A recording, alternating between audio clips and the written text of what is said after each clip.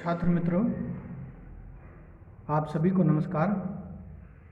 मैं डॉक्टर एस.ए. मंजुनाथ, मंगलूर विश्वविद्यालय हिंदी विषय के अंतर्गत बीएससी थर्ड सेमेस्टर में जो पाठ्य विषय रखा गया है स्वर्ण कहानियाँ, इन स्वर्ण कहानियों में बादलों के घेरे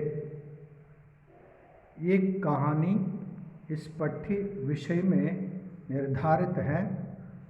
आज की इस वीडियो में बादलों के घेरे में कहानी के संबंध में अध्ययन किया जाएगा। मित्रों, कहानी पढ़ने का उद्देश्य यह होता है कहानी की विशेषता समझना, बदलते सामाजिक परिवेश पर ध्यान आकृष्ट करना, शहरी जिंदगी की वास्तविकता समझाना, बीमार आदमी के प्रति उपेक्षायुक्त व्यवहार गलत समझना, समाज में परिवार के महत्व पर प्रकाश डालना इस कहानी का उद्देश्य होता है। इस कहानी को पढ़ने के उपरांत परिणाम क्या निकलते हैं इसके बारे में देखेंगे। छूत की बीमारी के प्रति समाज की उपेक्षा सही नहीं। परिवार में कोई सदस्य बीमार पड़ जाता है तो उसका देखभाल ठीक तरह से नहीं कर पाते हैं। यह इस कहानी से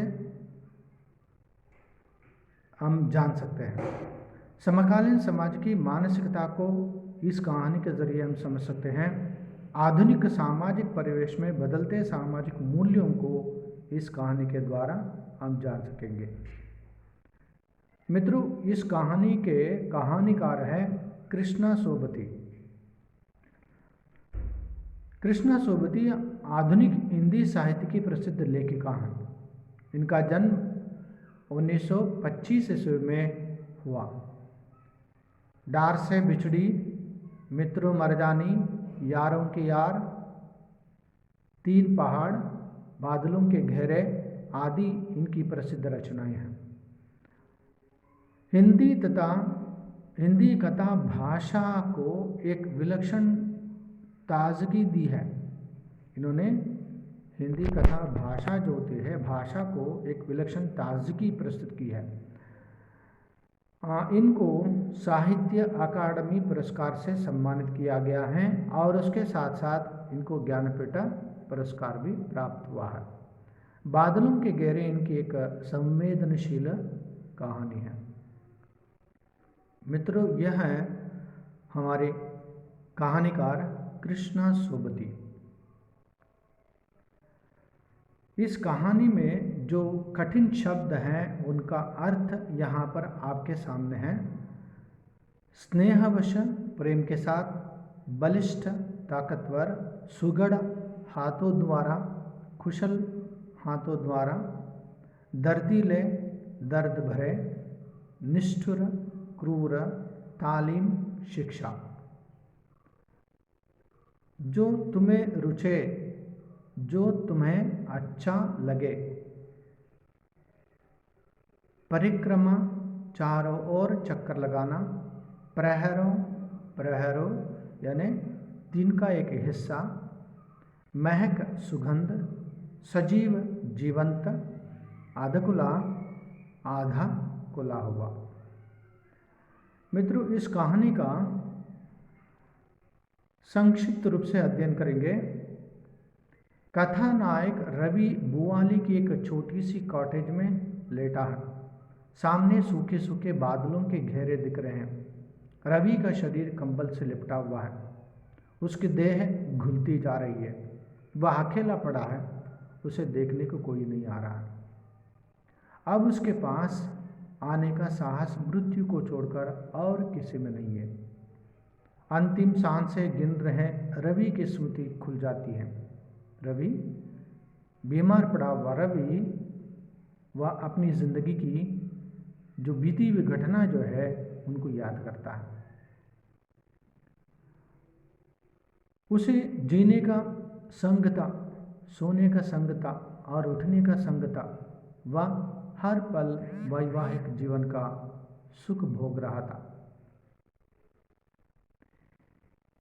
एक प्यार तन में जगत है, तन से उठता है, वही देह पाकर दुनिया में जी भी जाता है। एक दूसरा प्यार भी होता है जो पहाड़ के सूखे बादलों की तरह आता है और बिना बरसे ही भटक भटक कर रह जाता है। पलंग पर लेटे लेटे एक पुरानी घटना रवि को याद आ रही है। रवि एक बार गर्मी में अपनी बुआ के यहाँ गया था। वहाँ मन्नू से उसका परिचय हुआ। मन्नू से उसका परिचय हुआ, जो बुआ उसके साथ मन्नू का परिचय कराती है। मन्नू से मिलो रवि, 2 ही दिन यहाँ रुकेंगे।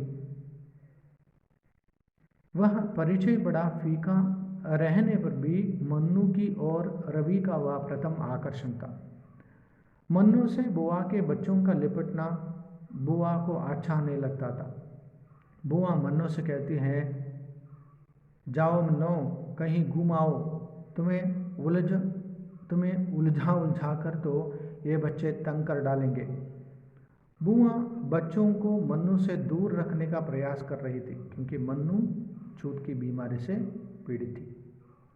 मन्नू के उदास चले जाने के बाद रवि ने बुआ से कारण पूछा तो बुआ ने कहा कि उसे छूत का रोग है। वह बुआली के कॉटेज में अकेले रहती हैं, लेकिन अपना मन बहलाने के लिए कभी कभी 2-4 दिनों के लिए यहाँ आ जाती है। फिर भी मन्नू के प्रति बुआ का ऐसा व्यवहार रवि को अच्छा नहीं लगा। मन्नू की घुटन की कल्पना करके रवि का मन उदास हो गया। उलझ कर बाहर निकला। देवी के मंदिर के आगे झील में नौकाओं को देखने लगा। एकाएक किश्ती में नहीं, जैसे पानी की नीची सतह पर वही पीला चेहरा नजर आया, वही बड़ी बड़ी आंखें, वही दुबली पतली बाह, वही बुआ के घर वाली मन्नू। ऐसा लगा जैसे पानी में बही चली जा रही है, उसका नाम पुकार रहा है। वास्तव में वहाँ मन्नू नहीं थी। रवि घर पहुंचा। बुआ बच्चों को लेकर कहीं बाहर चली गई थी। अपने बच्चों को मन्नू से दूर रखने के लिए बुआ ने ऐसा किया था। रवि ने सोचा कि बुआ शायद खाने तक लौट आएंगी, लेकिन वह नहीं लौटी तो घर के नौकर ने रवि से खाने का अनुरोध किया और कहा कि वह खाना खाने नहीं आएंगी और मन्नू ऊपर के कमरे में अलग से खाएंगी। नौकर की बात सुनकर रवि विवशता से अकेले ही खाना खाने लगा। खाना खाने के कुछ समय पश्चात रवि मन्नू से मिलने उसके कमरे में गया। सुबह के परिचय से ही रवि का मन मन्नू की ओर आकर्षित था। उस दिन मन्नू ने हल्की पीली कपड़े पहने थे, बहुत सुंदर दिख रही थी। रवि को बैठने के लिए कहकर अपनी शाल को सूटकेस में रखते हुए मन्नू ने कहा, शाम से पहले नीचे उतर आऊंगी, बुआ से कहिएगा। एक ही दिन को आई थी। रवि ने मन्नू से एक दिन रुकने का अनुरोध किया, मगर मन्नू न मानी। उसने कहा, क्या करूंगी यहाँ रुककर? बुआली के इतने बड़े गांव के बाद यह छोटा सा शहर मन को भाता नहीं। मनु टैक्सी में बैठकर चली गई। विदाई के लिए न हाथ उठे न आंखें। उदास मन लेकर रवि घर के भीतर आया। उसी समय बुआ आई थी। दोनों चाय पीने बैठे। रवि ने कहा, 2 दिन के मेहमान तो एक ही दिन में चली गई। कुछ उत्तर ना दे पाने के कारण चाय का प्याला वहीं छोड़ बुआ कमरे से बाहर हो गई। रवि भरी मन लेकर बिस्तर पर लेटा। कई देर तक मन्नू के बारे में ही सोचता रहा, जीवन का सपना देखता रहा। उसी वक्त बुआ कमरे में आई और रवि को सांत्वना देते हुए कहा, रवि, उसके लिए कुछ मत सोचो, उसे अब रहना नहीं है। रवि ने कहा, बुआ मुझे ही कौन रहना है? बुआ मुझे ही कौन रहना है? आज वर्षों बाद उसके मुंह से निकले अभिशाप के बोल सच्चे होते जा रहे हैं। बुआ ने रवि से कहा, मैंने मन्नू को अपने बच्चों की तरह प्यार दिया है। कभी छुट्टी के दिन उसकी बोर्डिंग से आने की राहत देखते रही। अब उसके आने से पहले जाने का क्षण मनाती हूँ और डरकर बच्चों को लिए घर से बाहर निकल जाती हूँ। उसकी बीमारी से डरने लगी हूँ। अंत में बुआ ने रवि को चेतावनी देते हुए कहा, रवि कुछ हाथ नहीं लगेगा। जिसके लिए सब राह रुकी हो उसके लिए भटको नहीं। अगले दिन मन्नू से रवि की भेंट बुआली के कॉटेज में हुई। मन्नू बहुत थकी हुई थी। पास बैठने पर भी उसे छूने का साहस रवि में नहीं हुआ। आज रवि की हालत ठीक वैसी ही है जैसे कई वर्ष पहले मन्नू की थी। आज रवि स्वयं मन्नू सा बन गया है। तब जो भय मन्नू से रवि को था, आज वैसा ही भय उसके प्रियजनों को रवि से है। रवि वापस बुआ के घर आया। दोपहर में फूफा मिले। मन्नू फूफा के भाई की बेटी थी। फूफा ने बुआ और उनके बच्चों को लखनऊ पहुंचाने के लिए कहा। जाते समय बुआली की सफ़ेदी दिख रही थी। बुआ पिताजी की सबसे छोटी मौसेरी बहन थी। जाते वक्त बुआ ने रवि को सुंदर बहू पाने का आशीर्वाद दिया। प्लेटफॉर्म पर जाकर रवि ने टिकट ले लिया। शायद मन्नू के पास जाने का इरादा था। मन बदला, टिकट बदला, सीधा बरेली की गाड़ी में जा बैठा। घर में माँ से मुलाकात हुई। माँ खुश थी, बेटे की शादी करना चाहती थी। रवि ने भी हामी भर दी। रवि साल भर बीमार होने के बाद बुआली की उसी कॉटेज में जाकर सोया जिस कॉटेज में मन्नू सोई थी। रात भर एक ही नाम पुकारता रहता, मन्नू मन्नू। आज वह होती तो मुझे झेल लेती, आज वह होती तो मुझे झेल लेती। जिस मीरा को वर्षों से जाना था वह अपनी नहीं लग रही थी। जिस मीरा को वर्षों से जाना था वह अपनी नहीं लग रही थी। यानी उसके अपने परिवार वाले, अपने पत्नी सभी होने पर भी रवि को इस तरह का एहसास होता है कि अगर मन्नू होती तो मुझे ठीक तरह से मेरी देखभाल करती। जिस मीरा को कई बार छुआ था उसकी याद अब नहीं आ रही।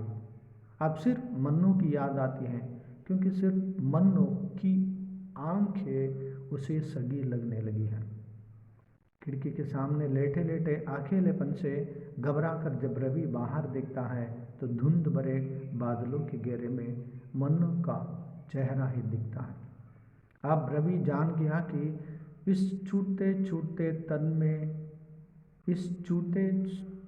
तन में मन को बहुत देर भटकना नहीं होगा। एक दिन इन्हीं बादलों के घेरे में समा जाऊंगा। मन्नू बादलों को देखकर वह अपने आप को ऐसा सोचता है। तो मित्रों, यह कहानी का सारांश है। कहानी को विस्तार से जानने के लिए स्वर्ण कहानियाँ गिरिजा कुमारी लोक भारती प्रकाशन इलाहाबाद से प्रकाशित पुस्तक में मूल कहानी का जो अंश है उसे आप पढ़ सकते हैं, और उसके साथ साथ कृष्णा सोबती के अन्य रचनाओं को भी आप पढ़ सकते हैं। तो इस कहानी के संबंध में बहुविकल्पीय प्रश्न इस प्रकार के हैं। पहला प्रश्न है, बादलों के घेरे में कहानी का कहानीकार कौन है? बादलों के घेरे में कहानी का कहानीकार कौन है? इसके 4 उत्तर होंगे। ये कृष्णा सोबती, बी प्रेमचंद, सी महादेव वर्मा, डी पंत। तो इस प्रश्न का सही उत्तर है कृष्णा सोबती। और दूसरा प्रश्न है, कृष्णा सोबती किस प्रकार की भाषा के लिए जानी जाती है? क्योंकि अलग अलग लेखकों की अलग अलग तरह की भाषा शैली होती है, तो यहाँ पर कृष्णा सोबती किस तरह की भाषा के लिए जानी जाती है, उसके संबंध में प्रश्न है। इसके 4 उत्तर हैं।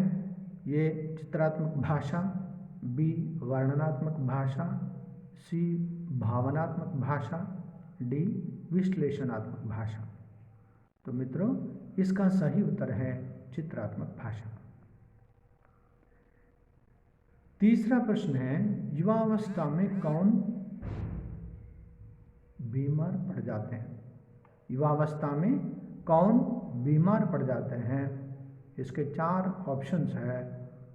ये मन्नो, बी कहानी का नायक, सी माँ, डी बेटा।